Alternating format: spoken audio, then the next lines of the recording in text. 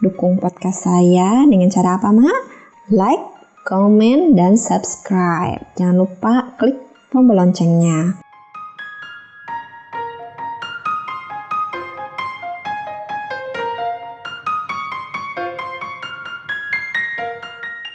Kita jumpa di podcast Curhatan Mak Hijabar.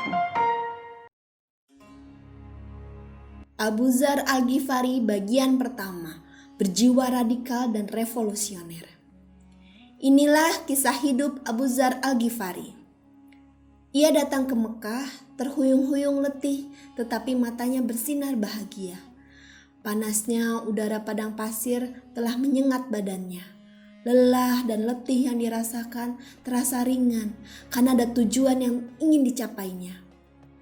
Ia datang ke kota Mekah dengan cara menyamar, seolah-olah ia akan melakukan tawaf keliling berhala besar di Ka'bah, atau menyamar seolah-olah musafir yang tersesat dalam perjalanan, atau seseorang yang telah menempuh jarak jauh dan memerlukan istirahat. Seandainya orang-orang Mekah mengetahui bahwa kedatangannya untuk menemui Muhammad SAW, ia pasti akan dibunuh. Tetapi Abu Dzar tidak peduli dibunuh, ia hanya ingin berjumpa dengan lelaki yang dicarinya dan menyatakan keimanan padanya. Karena kebenaran dan dakwahnya Muhammad SAW dapat memuaskan hatinya. Ia pun terus melangkah sambil memasang telinga dengan baik. Setiap ada orang yang mengatakan Muhammad SAW, ia langsung mendekat dan menyimak dengan hati-hati. Dari cerita yang tersebar, ia memperoleh petunjuk tentang tempat persembunyian Muhammad SAW. Pagi harinya, ia pergi ke tempat tersebut. Ia dapati Muhammad SAW sedang duduk sendiri. Ia mendekati Rasulullah dan berkata, "Selamat pagi, wahai kawan sebangsa," kata Abu Dzar. "Alaikassalam, wahai sahabat," jawab Rasulullah. "Bacakanlah kepadaku hasil gubahan Anda," kata Abu Dzar pula. "Ia bukan syair hingga dapat digubah, tetapi ia adalah Al-Quran yang mulia," ujar Rasulullah. "Bacakanlah kalau begitu." Maka Rasulullah membacakannya, sedangkan Abu Dzar mendengarkan dengan penuh perhatian. Hingga tidak berselang lama, Abu Dzar pun berseru, "Asyhadu an la ilaha illallah wa asyhadu anna Muhammadan abduhu wa rasulullah." "Anda dari mana, saudara sebangsa?" tanya Rasulullah. "Dari Ghifar," ujarnya. Terbukalah senyum lebar di kedua bibir Rasulullah, sementara wajahnya diliputi rasa kagum dan takjub. Abu Dzar tersenyum pula, karena ia mengetahui rasa terpendam di balik rasa kagum Rasulullah, bahwa dia seseorang dari Ghifar. Ghifar adalah kabilah atau suku yang hebat dalam menempuh jarak jauh. Mereka menjadi perumpamaan untuk perbandingan ketika melakukan perjalanan yang luar biasa. Malam yang kelam dan gelap gulita tak menjadi penghalang bagi mereka. Celakalah bagi orang yang tersesat atau jatuh ke tangan kaum Ghifar di waktu malam. Dikala Islam baru saja lahir dan masih dakwah sembunyi-sembunyi, mungkinkah ada orang di antara kaum Ghifar yang sengaja datang masuk Islam? Abu Dzar menceritakan kisahnya pada Rasulullah. Maka pandangan Rasulullah begitu takjub memikirkan tabiat orang-orang Ghifar. Beliau bersabda, "Sesungguhnya Allah memberi petunjuk kepada siapa yang disukainya. Benar, Allah akan menunjuki siapa saja yang ia kehendaki. Abu Dzar adalah orang yang dikehendaki Allah untuk mendapatkan petunjuk. Orang yang dipilihnya pasti akan mendapatkan kebaikan." Memang, Abu Dzar adalah orang yang tajam pengamatannya tentang kebenaran. Menurut riwayat, ia termasuk salah satu yang menentang pemujaan terhadap berhala sejak zaman jahiliyah. Ketika ia mendengar bangkitnya seorang nabi yang mencela berhala serta para pemujanya, kemudian nabi itu menyeru kepada Allah yang Maha Esa, maka ia menyiapkan bekal dan segera mengayunkan langkah kakinya untuk mencari nabi. Abu Dzar langsung masuk Islam tanpa menunda-nunda lagi. Ia termasuk orang yang pertama-tama masuk Islam. Urutannya di kalangan kaum muslimin adalah yang kelima atau keenam. Jadi, ia telah memeluk agama itu di masa-masa awal, hingga keislamannya termasuk dalam barisan terdepan. Ketika Abu Dzar masuk Islam, Rasulullah masih menyampaikan dakwahnya secara bisik-bisik. Dibisikannya kepada Abu Dzar dan kelima orang lainnya yang telah mengimani Rasulullah. Bagi Abu Dzar, tak ada hal yang lain yang bisa dilakukannya kecuali memendam keimanan dalam dada, lalu meninggalkan kota Mekah dan kembali kepada kaumnya. Akan tetapi, lelaki yang bernama Jundub bin Junadah ini termasuk seorang radikal dan revolusioner. Telah menjadi watak dan tabiatnya menentang kebatilan dimanapun ia berada. Dan kini kebatilan itu nampak di hadapannya, berhala-berhala yang disembah oleh para pemujanya. Memang benar, Abu Dzar melihat Rasulullah memilih cara dakwah bisik-bisik. Tetapi ia merasa harus ada teriakan keras sebelum ia pergi. Baru saja masuk Islam, ia sudah mengajukan pertanyaan kepada Rasulullah. Wahai Rasulullah, apa yang sebaiknya saya kerjakan menurut Anda? Kembalilah kepada kaummu sampai ada perintahku nanti, jawab Rasulullah. Demi Tuhan yang menguasai jiwaku, kata Abu Dzar, saya tak akan kembali sebelum meneriakkan Islam di depan Ka'bah. Begitulah dia, punya jiwa radikal dan revolusioner. Abu Dzar pergi menuju Masjidil Haram dan menyerukan dengan sekeras-kerasnya, Asyhadu an la ilaha illallah wa asyhadu anna Muhammadar Rasulullah. Ini merupakan teriakan tentang agama Islam yang menentang kesombongan kaum Quraisy yang memekakkan telinga mereka. Hal itu diteriakan oleh perantau asing yang tidak mempunyai keluarga maupun pembela di Mekah. Akibatnya, orang-orang musyrik mengepung dan memukulnya hingga babak belur. Berita tentang Abu Dzar sampai ke paman Nabi Abbas. Abbas segera mendatangi tempat perkara. Namun, ia pikir tidak dapat melepaskan Abu Dzar dari cengkraman mereka kecuali dengan menggunakan diplomasi halus. Abbas berkata, "Wahai kaum Quraisy, Anda semua adalah bangsa pedagang yang mau tak mau akan melewati kampung Bani Ghifar. Orang ini salah satu warganya. Bila ia bertindak bisa saja menghasut kaumnya untuk merampok kafilah-kafilahmu nanti." Mereka menyadari hal itu, lalu pergi meninggalkan Abu Dzar. Tapi Abu Dzar telah merasakan manisnya penderitaan membela agama Allah. Ia tak mau meninggalkan Mekah sebelum berhasil memperoleh tambahan dari dharma baktinya. Pada hari berikutnya, ada dua wanita sedang tawaf keliling berhala Usaf dan Nailah sambil berdoa padanya. Abu Dzar segera menghadang mereka, lalu berhala-berhala itu dihina sejadi-jadinya. Kedua wanita itu berteriak hingga orang-orang gempar dan berdatangan. Lalu mereka menghujani Abu Dzar dengan berbagai pukulan, sampai ia tak sadarkan diri. Ketika Abu Dzar siuman, maka yang dikatakannya hanya ucapan. Tiada Tuhan yang berhak disembah melainkan Allah, dan bahwa Muhammad itu utusan Allah. Rasulullah SAW sudah maklum akan watak dan tabiat murid barunya ini. Tentang keberaniannya yang menakjubkan dalam melawan kebatilan. Sangat disayangkan, belum tiba waktunya berbuat seperti itu. Maka Rasulullah mengulangi perintahnya agar ia pulang. Sampai tiba waktunya nanti, Islam akan didakwahkan secara terang-terangan. Ia dapat kembali untuk ikut ambil bagian dalam percaturan berbagai peristiwa. Abu Dzar pulang menemui keluarga serta kaumnya. Kemudian ia menceritakan kepada mereka tentang Nabi yang diutus Allah agar kita menyembah kepada Allah yang Maha Esa dan membimbing kita agar berakhlak mulia. Satu demi satu dari kaumnya masuk Islam. Usaha Abu Dzar tidak hanya untuk kaumnya, tetapi ia lanjutkan kepada suku lain, yaitu suku Aslam. Hari berganti hari. Rasulullah telah hijrah ke Madinah dan menetap bersama kaum muslimin. Pada suatu hari, ada satu barisan panjang yang terdiri dari para pengendara dan pejalan kaki menuju pinggiran kota Madinah. Kalaulah tidak ada suara takbir yang bergemuruh, tentu mereka sudah disangka pasukan tentara musyrik yang mau menyerang kota. Rombongan besar itu sudah semakin dekat. Lalu mereka masuk ke dalam kota dan melangkahkan kaki ke masjid Rasulullah dan rumahnya. Ternyata rombongan itu adalah kabilah Ghifar dan Aslam yang dikerahkan semuanya oleh Abu Dzar Al-Ghifari. Semuanya telah masuk Islam dari laki-laki, wanita, orang tua, remaja, dan anak-anak. Rasulullah semakin takjub dan kagum. Sebelumnya, Rasul takjub dengan kedatangan laki-laki dari Ghifar yang menyatakan keislamannya dengan sabdanya, "Sungguh Allah memberi hidayah kepada siapa yang dikehendakinya." Maka sekarang yang datang adalah seluruh warga Ghifar yang menyatakan keislaman mereka. Telah lewat beberapa tahun lamanya mereka berislam. Mereka diberi hidayah Allah melalui tangan Abu Dzar. Ikut pula bersama mereka suku Aslam. Dahulu, suku Aslam adalah raksasa garong dan komplotan setan.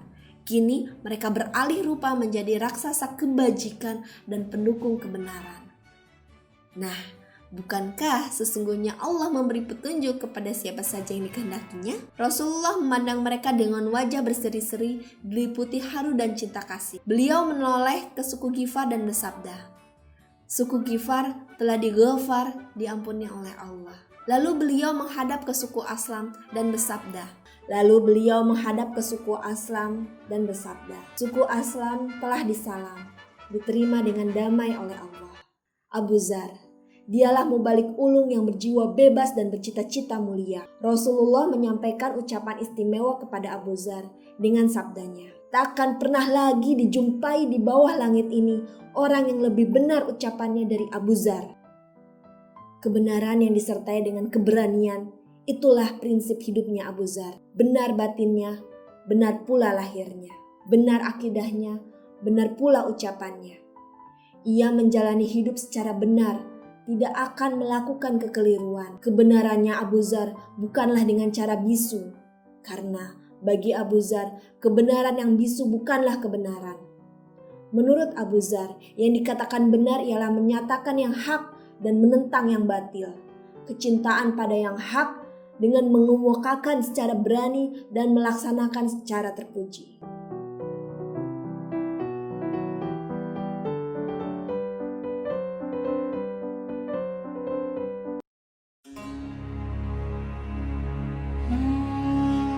Abu Dzar bagian kedua.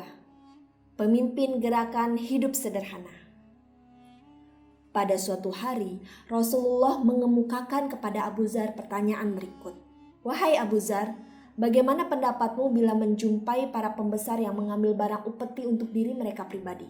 Abu Dzar menjawab, "Demi yang telah mengutus Anda dengan kebenaran, akan saya tebas mereka dengan pedangku." Sabda Rasulullah pula, "Maukah kamu aku beri jalan yang lebih baik dari itu? Ialah bersabar sampai kamu menemuiku." Tahukah kita kenapa Rasulullah mengajukan pertanyaan seperti itu? Itulah persoalan para pembesar dan harta. Rasulullah membekali Abu Dzar dengan nasihat amat berharga. "Bersabarlah sampai kamu menemuiku." Maka Abu Dzar tidak akan menggunakan ketajaman pedangnya terhadap para pembesar yang mengambil harta rakyat. Tetapi ia juga tidak akan bungkam atau berdiam diri. Memang Rasulullah melarangnya untuk menebas leher mereka. Tetapi beliau tidak melarangnya menggunakan lidah yang tajam demi membela kebenaran. Setelah lewat masa Rasulullah SAW, disusul masa Khalifah Abu Bakar, kemudian masa Khalifah Umar. Saat masa kedua khalifah ini, para pejabat dan pembesar masih bisa dijinakan dari godaan hidup dan fitnah pemecah belah. Ketika itu, tidak ada penyelewengan yang mengakibatkan Abu Dzar bangkit menentang dengan suaranya yang lantang serta kecaman pedas. Telah berlaku pada pemerintahan Amirul Mukminin Umar, keharusan hidup sederhana dan menjauhi kemewahan serta keadilan bagi pejabat dan pembesar Islam. Tidak ada seorang pun di antara pejabatnya, baik di Irak, Syria, San'a, ataupun negeri yang letaknya jauh sekalipun. Pejabat tidak memakan pangan mahal yang tak terjangkau oleh rakyat biasa. Seandainya ada pun, langsung selang beberapa hari berita itu akan sampai kepada Umar. Perintah keras pun dilakukan dengan memanggil pejabat bersangkutan menghadapi khalifah di Madinah untuk menjalani pemeriksaan super ketat. Tenang, tentram, dan damailah Abu Dzar selama pemerintahan Khalifah Umar. Kehidupan Abu Dzar tidak diganggu oleh kepincangan-kepincangan seperti penumpukan harta dan penyalahgunaan kekuasaan. Adanya pengawasan ketat Khalifah Umar bin Khattab terhadap para pejabat dan pembagian harta yang merata telah memberikan kelegaan dan kepuasan pada diri Abu Dzar. Dengan demikian, ia dapat fokus dalam beribadah kepada Allah dan berjihad di jalannya. Akan tetapi, setelah Khalifah Umar meninggal, terasa ada kehampaan dalam kepemimpinan. Sementara itu, dengan meluasnya kekuasaan Islam ke berbagai pelosok dunia yang menumbuhkan kemakmuran hidup, Orang-orang yang tidak dapat menahan godaan dunia banyak yang terjerumus ke dalam kemewahan yang melebihi batas. Abu Dzar melihat keberbahayaan ini. Panji-panji kepentingan pribadi hampir saja menyeret dan mendepak orang-orang yang tugasnya sehari-hari menegakkan panji-panji Allah. Dunia dengan segala tipu muslihatnya hampir memperdayakan orang-orang yang mengemban risalah Islam. Harta yang telah dijadikan Allah sebagai pelayan yang tunduk pada manusia berubah menjadi tuan yang mengendalikan manusia. Ini terjadi kepada siapa? Kejadian wafat sahabat-sahabat Nabi Muhammad SAW sampai ada yang menggadaikan baju perang. Padahal masih ada gundukan upeti dan harta rampasan perang. Di sana ada orang yang memonopoli dan terbenam dalam kemewahan. Jabatan yang seharusnya amanah untuk dipertanggungjawabkan beralih menjadi alat merebut kekuasaan, kekayaan, dan kemewahan. Abu Dzar melihat semua ini. Ia tidak memikirkan apakah itu menjadi kewajiban dan tanggung jawabnya. Ia langsung menghunuskan pedang dan menentang masyarakat yang telah menyimpang dari Islam. Abu Dzar teringat dengan wasiat Rasulullah padanya dulu. Maka dimasukkannya kembali pedang itu ke dalam sarungnya. Karena tidak sepantasnya ia mengacungkan pedangnya ke wajah seorang muslim. Bismillahirrahmanirrahim. Dan tiada hak bagi seorang mukmin untuk membunuh mukmin lainnya kecuali karena keliru, tidak sengaja. Terjemahan Quran Surat An-Nisa ayat 92. Bukankah dulu Rasulullah telah menyatakan di hadapan para sahabat bahwa di bawah langit ini takkan pernah lagi muncul orang yang lebih benar ucapannya? Abu Dzar. Beliau orang yang memiliki kata-kata yang tepat dan jitu. Satu kalimat yang diucapkannya lebih tajam daripada pedang. Maka dengan senjata kebenarannya ia pergi ke para pembesar dan kaum hartawan. Ia pergi ke pusat-pusat kekuasaan dan gudang harta. Dalam beberapa hari, ia menjadi pejuang yang didukung oleh banyak rakyat dan golongan pekerja. Bahkan pendukungnya sampai ada di negeri lain. Nama Abu Dzar terbang ke berbagai daerah, bahkan ke tempat yang belum pernah didatangi Abu Dzar. Hal ini membuat rasa takut dan ngeri pihak penguasa dan hartawan yang berlaku curang. Dukung podcast saya dengan cara apa, Ma? Like, komen, dan subscribe. Jangan lupa klik tombol loncengnya.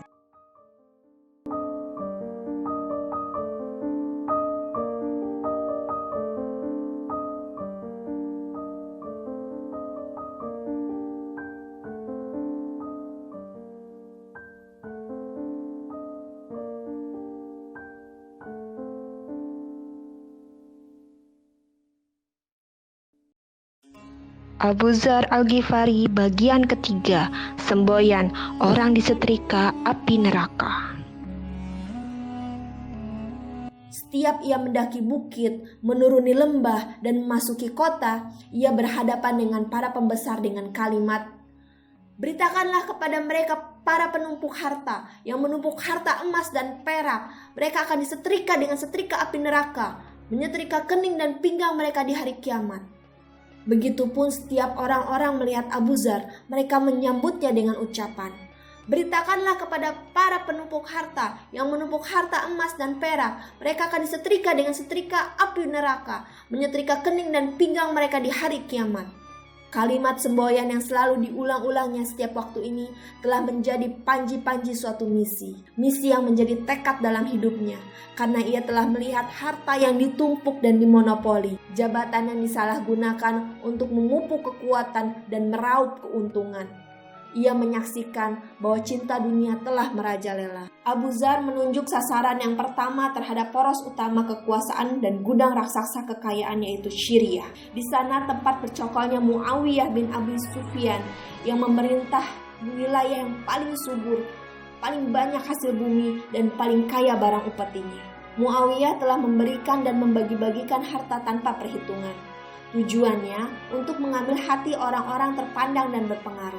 Di sana tanah-tanah luas, gedung-gedung tinggi, dan harta berlimpah telah menggoda sisa-sisa dari pemikul dakwah. Abu Dzar segera mengatasinya sebelum berlarut-larut, sebelum nasi menjadi bubur. Pemimpin gerakan hidup sederhana ini berkemas dan secepat kilat berangkat ke Syria.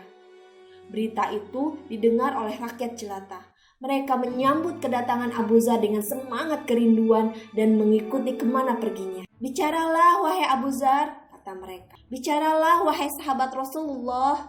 Abu Zar melepaskan pandangan ke orang-orang yang berkerumun. Dilihatnya, kebanyakan mereka adalah orang-orang miskin yang punya kebutuhan. Lalu dilayangkan pandangnya ke tempat yang tinggi yang tidak jauh dari sana. Tampaklah gedung-gedung dan mahligai tinggi. Berserulah ia kepada orang-orang di sekelilingnya. Saya heran melihat orang yang tidak punya makanan di rumahnya. Kenapa ia tidak mendatangi orang-orang itu dengan menghunus pedangnya? Tetapi ia segera teringat oleh wasiat Rasulullah yang menyuruhnya memilih cara evolusi daripada revolusi. Lebih baik menggunakan kata-kata tajam daripada senjata tajam. Maka ditinggalkanlah bahasa perang dan kembali menggunakan bahasa logika dan kata-kata itu. Diajarkannya lah kepada orang-orang itu bahwa pemimpin, pembesar, dan mereka semua adalah sama, bagaikan gigi sisir. Mereka semua saling bekerja sama dalam mencari rezeki, dan tidak ada yang lebih antara yang satu dengan yang lainnya kecuali ketakwaan. Pemimpin serta pembesar haruslah yang pertama kali menderita kelaparan sebelum anak buahnya. Pemimpin serta pembesar jugalah yang paling belakang menikmati kekenyangan setelah mereka anak buahnya. Dengan ucapan serta keberaniannya, Abu Zar memutuskan untuk membentuk opini umum di setiap wilayah negeri Islam.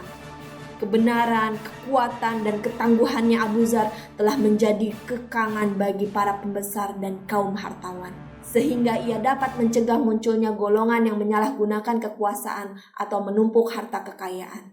Dalam beberapa hari saja, daerah Syria berubah menjadi sel-sel lebah yang menemukan ratu lebah yang ditaati. Seandainya Abu Zar memberikan isyarat untuk memberontak, pastilah api pemberontakan akan berkobar. Tetapi niatnya hanya sebatas opini umum yang harus dihormati dan dijadikan buah bibir pada berbagai pertemuan, masjid, dan di jalan-jalan. Bahaya terhadap perbedaan itu mencapai puncaknya ketika ia berdialog dengan Muawiyah di hadapan umum. Dengan tidak merasa gentar, ia bertanya kepada Muawiyah tentang kekayaan sebelum dan setelah menjadi wali gubernur Syria, mengenai rumah yang dihuninya di Mekah dulu dan mahligai-mahligai miliknya yang terdapat di Syria. Kemudian ia hadapkan pertanyaan yang sama kepada para sahabat yang duduk di sekelilingnya. Mereka adalah para sahabat yang ikut bersama Muawiyah ke Syria dan telah memiliki gedung-gedung serta tanah-tanah pertanian yang luas pula. Lalu Abu Zar berseru kepada semua yang hadir, "Apakah tuan-tuan yang sewaktu Quran diturunkan kepada Rasulullah ia berada di lingkungan tuan-tuan?" Jawaban pertanyaan itu dijawab sendiri oleh Abu Zar. "Benar. Kepada tuan-tuanlah Al-Quran diturunkan, dan tuan-tuanlah yang telah mengalami sendiri berbagai peperangan. Tidakkah tuan-tuan jumpai dalam Al-Quran ayat ini?"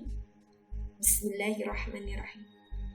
"Orang-orang yang menyimpan emas dan perak dan tidak menafkahkannya di jalan Allah, mereka akan menerima siksaan yang pedih, yaitu ketika emas dan perak dipanaskan dalam api neraka, lalu disetrikakan ke kening, pinggang, dan punggung mereka sambil dikatakan, 'Nah, inilah dia yang kalian simpan untuk diri kalian itu, maka rasakan akibatnya.'"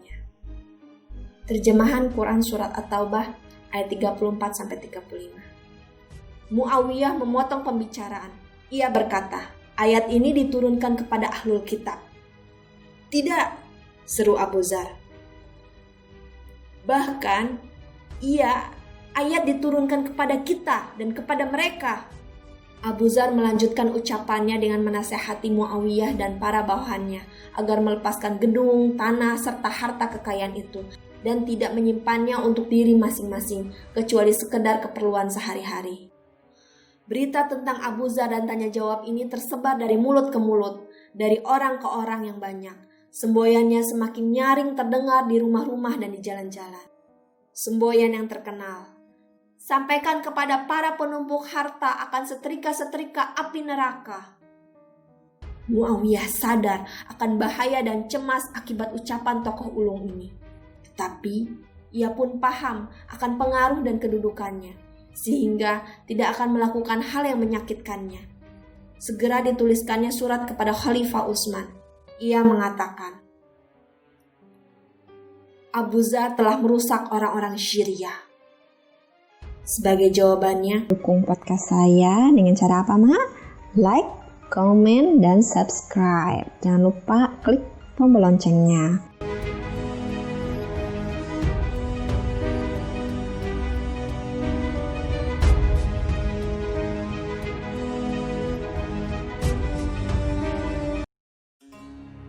Abu Dzar Al-Ghifari bagian keempat, melawan kezoliman dengan cara damai.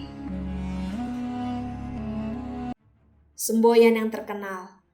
Sampaikan kepada para penumpuk harta akan setrika-setrika api neraka. Muawiyah sadar akan bahaya dan cemas akibat ucapan tokoh ulung ini. Tetapi ia pun paham akan pengaruh dan kedudukannya, sehingga tidak akan melakukan hal yang menyakitkannya. Segera dituliskannya surat kepada Khalifah Utsman. Ia mengatakan, Abu Dzar telah merusak orang-orang Syria. Sebagai jawabannya, Utsman mengirim surat meminta Abu Dzar datang ke Madinah. Kembali Abu Dzar berkemas menyingsingkan kaki celananya, lalu berangkatlah ia ke Madinah.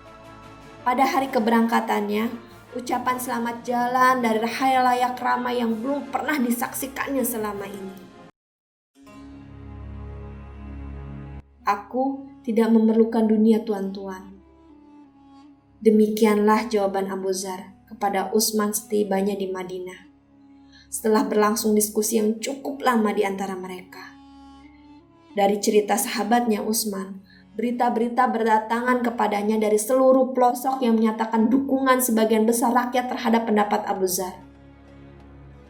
Khalifah Utsman menyadari sepenuhnya bahaya gerakan ini dan kekuatannya. Karena itu, ia mengambil keputusan untuk membatasi langkahnya, yaitu menyuruh Abu Dzar tinggal di dekatnya di Madinah. Keputusan itu ditawarkan oleh Khalifah secara lunak, lembut, dan bijaksana. Tinggallah di sini di sampingku. Disediakan bagimu unta yang gemuk yang akan mengantarkan susu pagi dan sore. Aku tak perlu akan dunia tuan-tuan, ujar Abu Dzar. Benar, ia tak perlu dunia manusia karena ia termasuk golongan orang yang menjalani kehidupan untuk memberi dan bukan menerima. Dimintanyalah kepada Khalifah Utsman agar ia diberi izin tinggal di Rabazah. Maka diizinkannya. Pada situasi hangat-hangatnya gerakan revolusi itu, Abu Dzar tetap memelihara amanat Allah dan Rasulnya untuk tidak menggunakan senjata. Seolah-olah Rasulullah telah melihat masa depannya Abu Dzar, maka disampaikanlah nasihat yang amat berharga itu. Oleh sebab itu, Abu Dzar tidak menyembunyikan rasa terkejutnya yang mendengar sebagian orang gemar memfitnah yang menggunakan ucapan dan dakwahnya Abu Dzar sebagai siasat licik mereka. Pada suatu hari, sewaktu ia sedang berada di Rabazah, datanglah utusan dari Kufah memintanya untuk mengibarkan bendera pemberontakan terhadap khalifah. Maka disemburnya mereka dengan kata-kata tegas. Demi Allah, seandainya Utsman hendak menyalibku di tiang kayu tertinggi atau di atas bukit sekalipun, tentulah saya dengar titahnya dan saya taati. Saya bersabar dan sadarkan diri. Saya merasa yang demikian itu sebaik-baiknya bagiku. Dan seandainya ia menyuruhku berkelana dari ujung ke ujung dunia, tentulah akan saya dengar dan saya taati.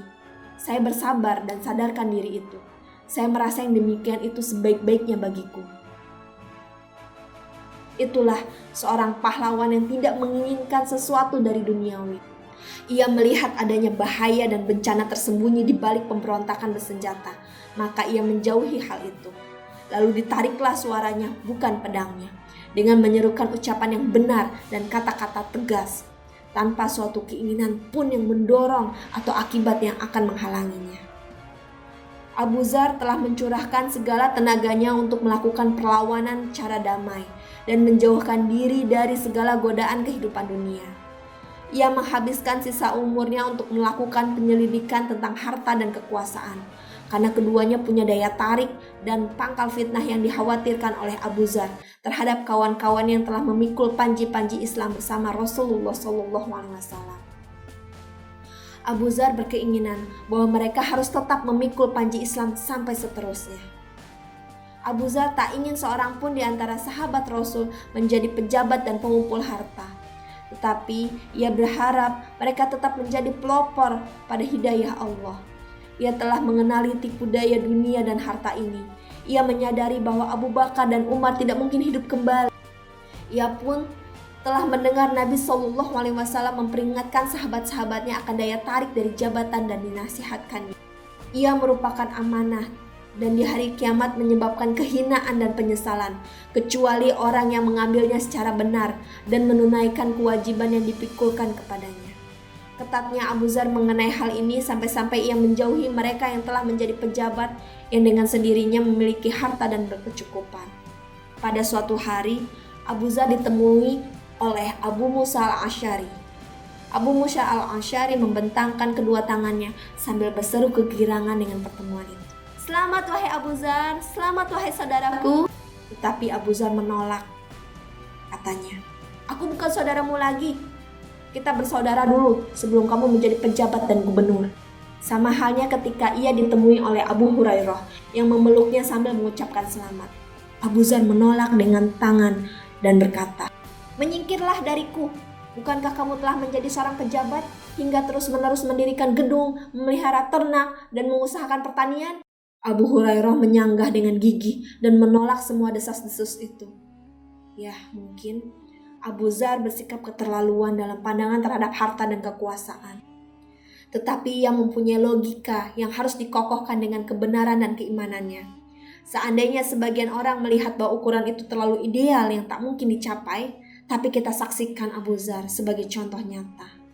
Dengan penglihatan yang tajam, ia melihat harta dan kekuasaan mempunyai pengaruh terhadap nasib manusia.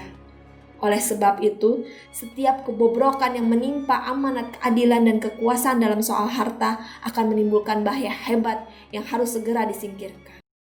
Abu Dzar Al-Ghifari bagian ke-6.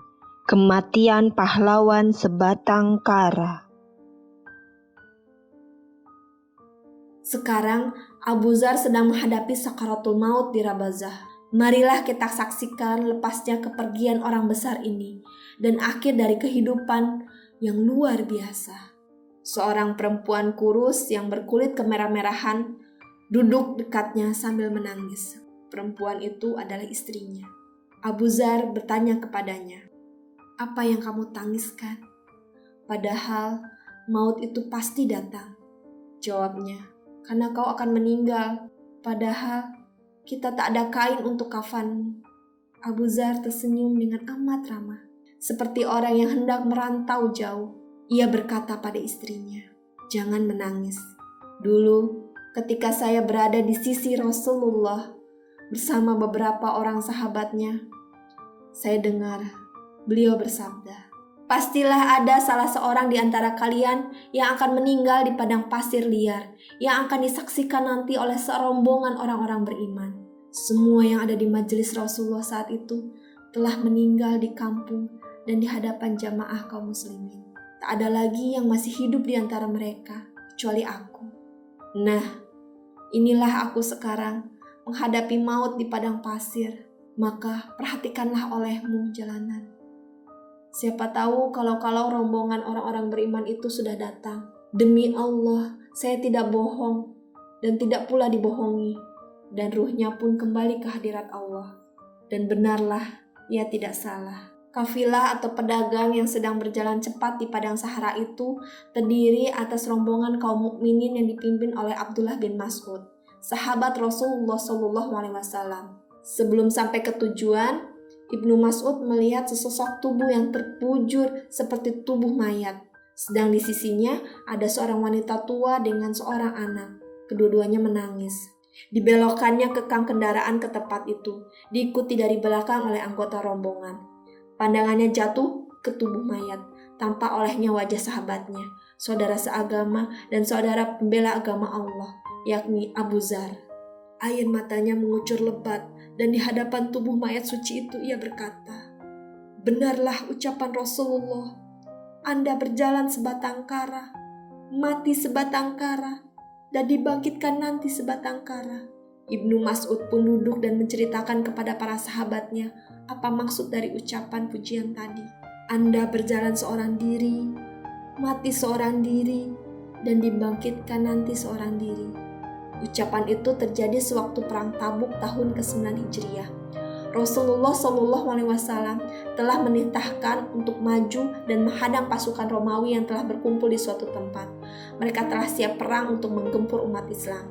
Ketika Nabi menyerukan kaum muslimin untuk berjihad, saat itu sedang panas terik. tempat yang akan dituju jaraknya amat jauh. Sedang musuh menakutkan pula. Sebagian kaum muslimin ada yang enggan ikut karena berbagai alasan. Rasulullah dan para sahabatnya berangkat diikuti oleh sebagian orang yang setengah terpaksa karena enggan. Bertambah jauh perjalanan mereka, semakin bertambah pula kesulitan dan kesusahan yang diderita. Bila ada orang yang tertinggal di belakang, mereka berkata, "Wahai Rasulullah, si Anu telah tertinggal." Maka Rasul berujar, "Biarkanlah. Andainya ia berguna, tentu akan disusulkan oleh Allah pada kalian. Dan andainya tidak, maka Allah telah membebaskan kalian daripadanya." Pada suatu waktu, mereka berkeliling dan tidak tampak Abu Dzar. Mereka berkata kepada Rasulullah SAW, "Abu Dzar telah tertinggal. Keledainya menyebabkan ia terlambat." Rasulullah mengulangi jawabannya tadi. Keledai Abu Dzar memang telah amat lelah disebabkan lapar dan haus, serta terik matahari, sehingga langkahnya menjadi gontai. Berbagai cara telah dicoba agar berjalan cepat, tetapi kelelahan bagai merantai kakinya. Abu Dzar merasa bahwa jika demikian, ia akan tertinggal jauh dari kaum muslimin hingga tak dapat mengikuti jejak mereka. Maka, ia pun turun dari punggung kendaraannya. Diambilnya barang-barang dan dipikulnya di atas punggungnya, lalu ia teruskan perjalanan dengan berjalan kaki. Dipercepatlah langkahnya di tengah-tengah padang pasir yang panas menyala itu. Pagi harinya, ketika kaum muslimin menurunkan barang untuk beristirahat, tiba-tiba salah seorang dari anggota rombongan melihat dari kejauhan debu yang naik ke atas. Di belakangnya terlihat sosok tubuh seorang laki-laki yang mempercepat langkahnya. "Wahai Rasulullah, itu ada seorang laki-laki berjalan sendiri," ujar Rasulullah. Mudah-mudahan orang itu Abu Dzar. Musafir mulia itu mendekati mereka secara lambat.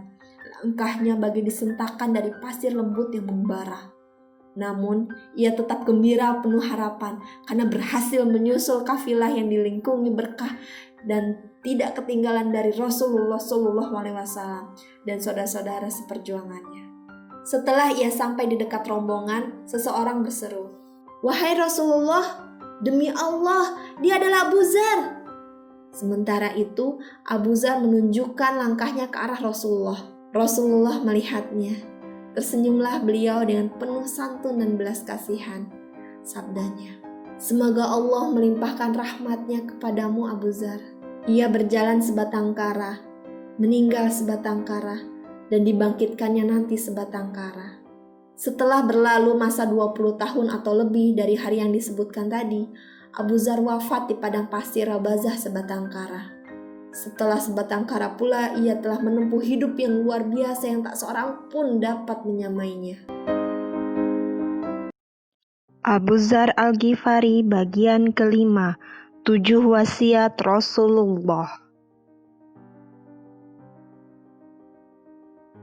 Pada suatu waktu, Abu Dzar pernah ditawarkan orang kepadanya sebuah jabatan sebagai amir di Irak. Ia berkata, "Demi Allah, tuan-tuan tak akan dapat memancingku dengan dunia tuan-tuan itu untuk selama-lamanya." Di waktu yang lain, seorang kawan melihatnya memakai jubah usang. Maka katanya, "Bukankah Anda masih punya baju yang lain? Beberapa hari yang lewat saya lihat Anda punya 2 helai baju baru." Jawab Abu Dzar, "Wahai putra saudaraku, kedua baju itu telah kuberikan kepada orang yang lebih membutuhkannya daripadaku." Kata kawan itu pula, "Demi Allah, Anda juga membutuhkannya." Menjawablah Abu Dzar, "Ampunilah ya Allah, kamu terlalu membesarkan dunia. Tidakkah kamu lihat burdah yang saya pakai ini? Saya punya satu lagi untuk sholat Jumat. Saya punya seekor kambing untuk diperah susunya dan seekor keledai untuk ditunggangi. Nikmat apa lagi yang lebih besar dari yang kita miliki ini?" Suatu hari, Abu Dzar duduk menyampaikan sebuah hadis. "Aku diberi wasiat oleh junjunganku dengan 7 perkara. Pertama, disuruhnya aku agar menyantuni orang-orang miskin dan mendekatkan diri kepada mereka. Kedua, disuruhnya aku melihat kepada orang yang di bawahku dan bukan kepada orang yang di atasku. Ketiga, disuruhnya aku agar tidak meminta sesuatu kepada orang lain. Keempat, disuruhnya aku agar menghubungkan tali silaturahmi. Kelima, disuruhnya aku mengatakan yang hak walaupun pahit. Keenam, Disuruhnya aku agar menjalankan agama Allah dan tidak takut celaan orang celah. Ketujuh, dan disuruhnya agar memperbanyak menyebut la haula wala quwata illa billah. Sungguh, ia hidup menjalani wasiat itu dan tetap corak hidupnya sesuai wasiat. Berkata Imam Ali, tak seorang pun sekarang ini orang yang tidak memperdulikan celaan orang dalam menegakkan agama Allah kecuali Abu Dzar. Hidupnya dibaktikan untuk menentang penyalahgunaan kekuasaan dan penumpukan harta, untuk menjatuhkan yang salah dan menegakkan yang benar, mengambil alih tanggung jawab untuk menyampaikan nasihat dan peringatan.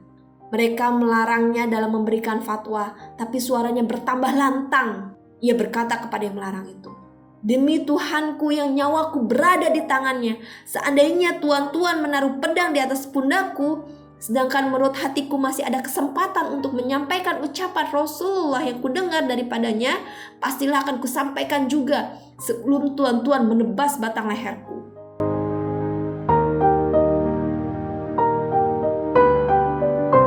Dukung podcast saya dengan cara apa, Ma? Like, komen, dan subscribe. Jangan lupa klik tombol loncengnya.